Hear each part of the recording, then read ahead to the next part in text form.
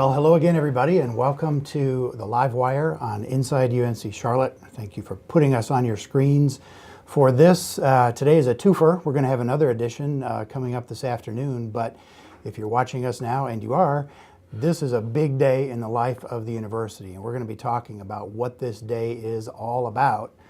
It's Niner Nation Gives, and it is our hope that you can't help but know that already, but just in case you haven't heard or would like a little bit more detail, actually a lot more detail, we're going to give that to you now in the next few minutes. We're going to have two segments in this show. First, we're going to talk to some of our best and brightest young alumni, and then we're going to talk with one of the people here on the staff at UNC Charlotte who is largely responsible for what's going on today, and we're going to get an update on what we expect here today through Niner Nation Gives, and then how we're going to apply what we learned moving forward when it comes to raising funds for UNC Charlotte.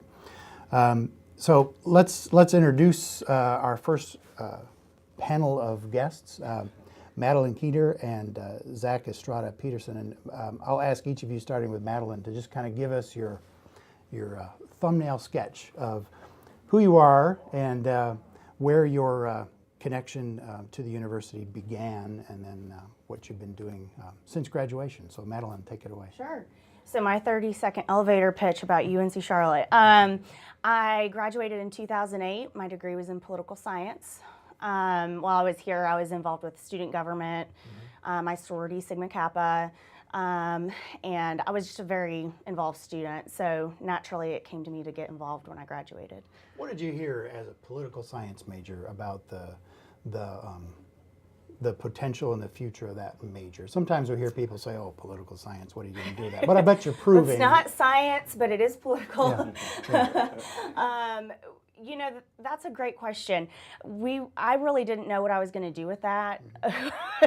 I just knew I liked politics and thought it was interesting, and so I was involved with some clubs on campus and some of those type things. We weren't really sure where it was going to go. When I was in college here, we were still learning about SMS texting and its importance in, international terrorism and things like that.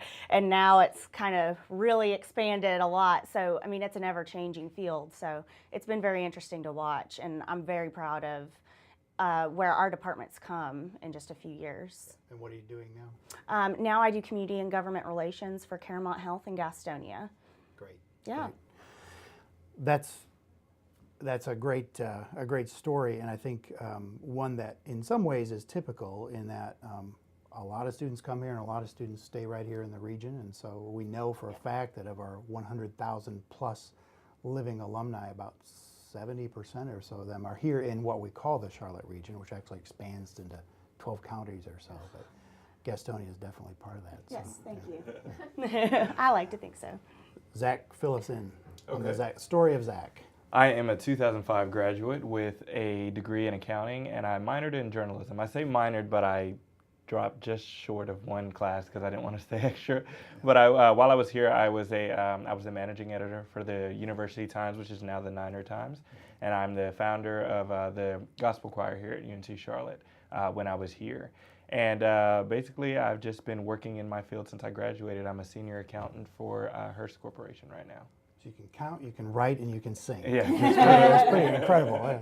That's the great thing about a university education. It Yeah. brings out your rounded talents and abilities. And in all seriousness, with that thought, you're relatively young alumni, but you're out there doing things, probably some things maybe you never imagined you'd be doing, and probably some things that you think are right on course for where you'd be heading. Maybe it's a combination of that, and I don't mean to put words in your mouth, but you've had enough time now, I would presume, to start looking back and saying, there's some value in that university education, and more specifically in the UNC Charlotte experience that you had.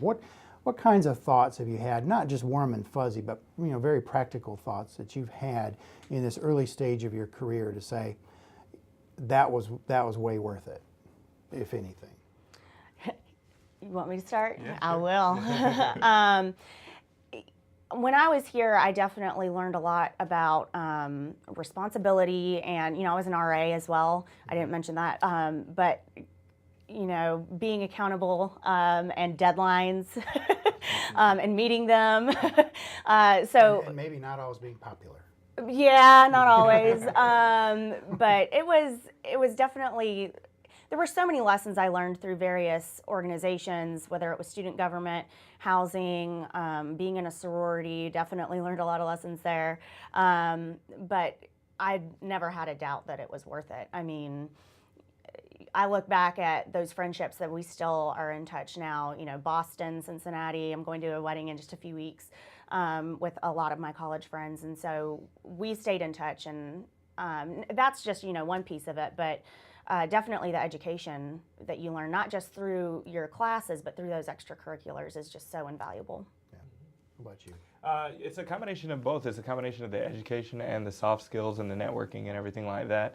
And I think it definitely, I see the value of it more now, especially because there was a lot of people that I went to school with that maybe didn't finish or maybe graduated in a major that didn't benefit them the way they expected it to. And you kind of see the difference that that having an education and having that background really gives to your life, especially, not only financially, but just in achieving the goals that you've set for yourself. All right, well, we're speaking with Zacch Estrada-Petersen and Madeline Keeter on the occasion of Niner Nation Gives, which is a one-day extravaganza where we're not only asking folks to participate in the life of the university by giving what they can and to a range of targeted opportunities to help support UNC Charlotte, but we're asking anybody with a connection to the university, and particularly the folks who are part of the immediate university community, students, faculty, staff, and then also our alumni, to engage, re-engage, not just with giving, but just showing support today. And in a few minutes, we're going to be talking about what's available on the website to help you do that. Everything from, yes, going to the website to make a pledge, but then also all the way across the spectrum to a whole set of humorous memes that you can put in your social media posts. So it's a great day to be associated with the university. And why, you may be wondering, are we speaking first with a couple of dynamic young alumni? Well, because they represent what the university is about when it comes to producing talented professionals.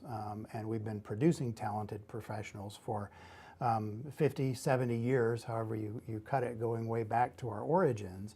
But one thing I'm intrigued by having Madeline and Zacch with us today. Given your generation, you've both finished here at UNC Charlotte in this century, in the first decade of this century, looking way back when. But I've noticed, as somebody who's a little bit older than that, not much, but words we hear often from folks in your generation are, "I want to give back." I didn't hear that so much from my contemporaries. But something seems to have clicked over the years, and I don't know exactly what it is. Maybe it's just the way you're brought up, or, in some ways it's almost as if 9/11 had something to do with that too. But we want to give back, and those are words I guarantee, without even asking you, I bet you've uttered those words before. But what is it about that spirit of giving back that maybe you even sensed as students, but now as alumni and professionals out in the field? What do those words mean to you, and where do they come from? I'll go ahead. We'll just go back. I'll just do first and you go second. That's how it'll always work. So really, I think giving back is so much more than just financial. I'm really involved with our alumni board. So that includes athletic events, all our tailgates. But it's more than that. We're working on several different scholarships. We have a book scholarship. We've got which that's for textbooks. And then we've got needs-based scholarships as well. So there's so many ways to get involved. And, as a student especially, I was already involved with extracurriculars, like I said. So it was a natural fit for me to, how do I give back now? And so immediately I was like, well, I'll get involved with the Alumni Association. That seems like the easiest fit, and it was. And I'm also involved with my sorority as an advisor, so I do that as well and stay involved with the students here on campus, which I think is super important as well, because if I can help shape those future Niner alumni and show them the same type of experience I had, then that's that's what it's worth it to me. So. Does that happen for you? Do you have Oh yeah, yeah. I've got girls from the sorority especially that still stay in touch with me. So it's nice to have that kind of long-lasting longevity of giving back over the years, and not just once. And now giving financially is very important as well. Let me be clear. But when sometimes when we talk about giving back, we talk about time, talent, and treasure. Yes. And I usually hear it in that order, treasure being the last, because I think most people can do something. Sure. And time and talent are usually the ways to go for a lot of folks. But what's been your experience with the concept of giving back? I think a lot of times with people in our generation, it's a sense of responsibility, because especially since there seems to be a tendency to believe that you're self-made, but a lot of times other people were responsible for where you got to. For example, there was a NBA player, Sharif Abdur-Rahim, that graduated from my high school, and he paid for me to go to college all 4 years. And now that I've graduated and have my degree, I can't act like I got it on my own. So I feel a sense of responsibility to help out the next person, and I feel like everyone should have that kind of responsibility, because even if it was your parents that paid for you and you can't really, or you don't feel like paying back your parents, you can kind of pay it forward to someone else.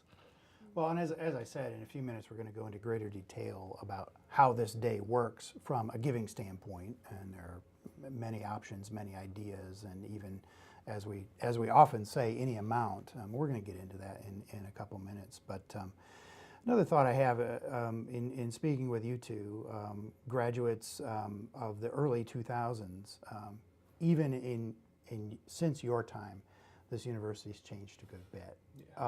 And we talk about that. I mean, this is a great